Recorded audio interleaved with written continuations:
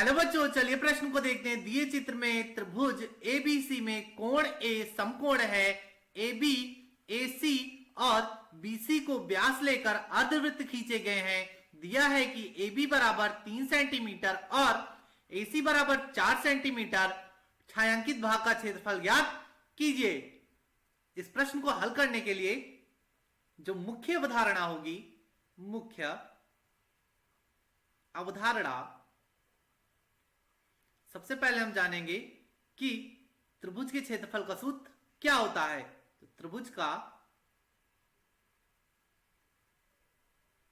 क्षेत्रफल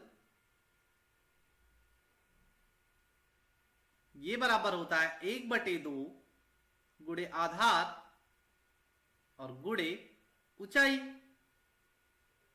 और हम जानते हैं कि जो अर्धवृत्त का क्षेत्रफल होता है, अर्ध वृत्त का क्षेत्रफल ये बराबर होता है πr² के। अब हम अपने प्रश्न पर आते हैं। प्रश्न में हमें दिया गया है कि हमें जो AB बराबर 3 सेंटीमीटर दिया गया है और AC बराबर 4 सेंटीमीटर और कोण A समकोण दिया गया है। तो ये त्रिभुज क्या हो जाएगा? एक समकोण त्रिभुज हो जाएगा। और समकोण त्रिभुज में हमें पता है कि कर्ण पर बना वर्ग शेष दोनों भुजाओं पर बने वर्गों के योग के बराबर होता है। तो त्रिभुज ABC में यहां पर क्या हो जाएगा?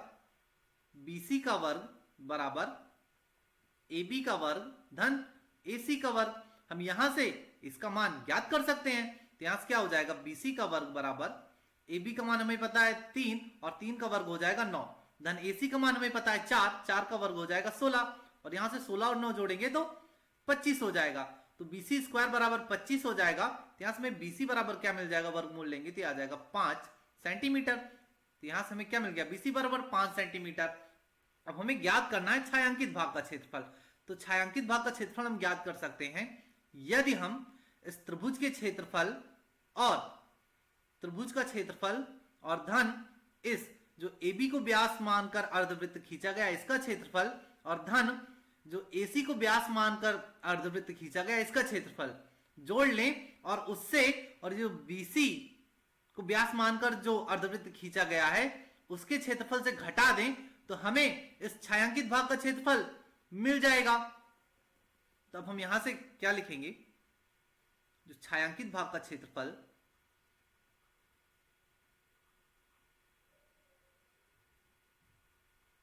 भाग का क्षेत्रफल ये बराबर हो जाएगा सबसे पहले त्रिभुज ABC का क्षेत्रफल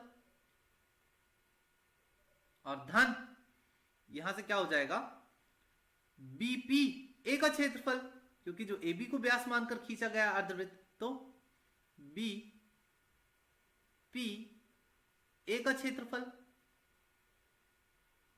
और धन यहां से हम देखेंगे यहां से AQC का क्षेत्रफल, इसका क्षेत्रफल जो AC को व्यास मानकर एक अर्धवृत्त खींचा गया है तो AQC का क्षेत्रफल, AQC का क्षेत्रफल, इन तीनों को जोड़ के यहां से हम घटा देंगे इसके क्षेत्रफल से BAC के क्षेत्रफल से, BAC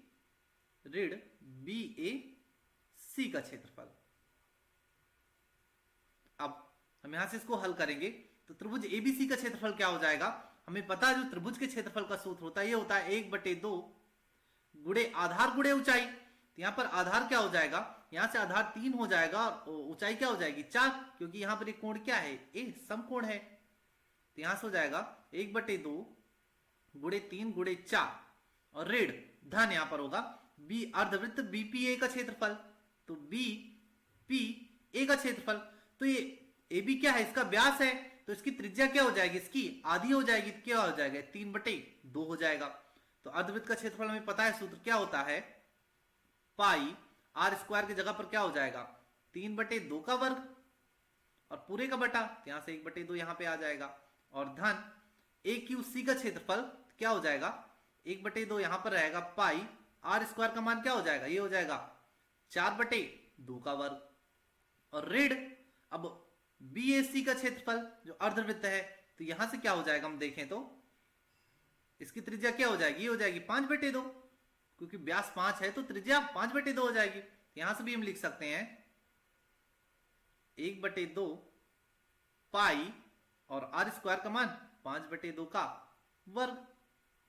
अब इसको हल कर लेंगे, यहां से हल करने के पश्चात हमें क्या मिलेगा, काटेंगे तो 2 से जाएगा 2 बार और यहां आ जाएगा 6 और धन, यहां पर हम देखें तीनों जगह पर पाई/2 क्या है, कॉमन है, इसको बाहर ले लेंगे, अंदर क्या बच जाएगा, यहां बच जाएगा 3 का वर्ग 9, 9/4 और धन 1/2 पाई तो बाहर हो, पाई/2 तो बाहर हो गया, तो 4 का वर्ग 16/4 और ऋण 1/2 पाई तो बाहर हो गया, तो ये हो जाएगा 5 का वर्ग 25/4। इसका हर समान है तो अंश जुड़ जाएगा, यहाँ 16 और 9 25 हो जाएगा, तो 25/4 धन का और माइनस का 25/4, तो इसका मान तो 0 आ जाएगा। और 0 से पाई/2 का गुणा करेंगे तो ये भी 0 आ जाएगा, तो हमें क्या मिल जाएगा, तो छायांकित भाग का क्षेत्रफल ये मिल जाएगा 6 वर्ग इकाई। तो दिए गए प्रश्न का जो उपयुक्त उत्तर होगा वो होगा 6 वर्ग इकाई। आशा करते हैं आपको समझ आया होगा। धन्यवाद।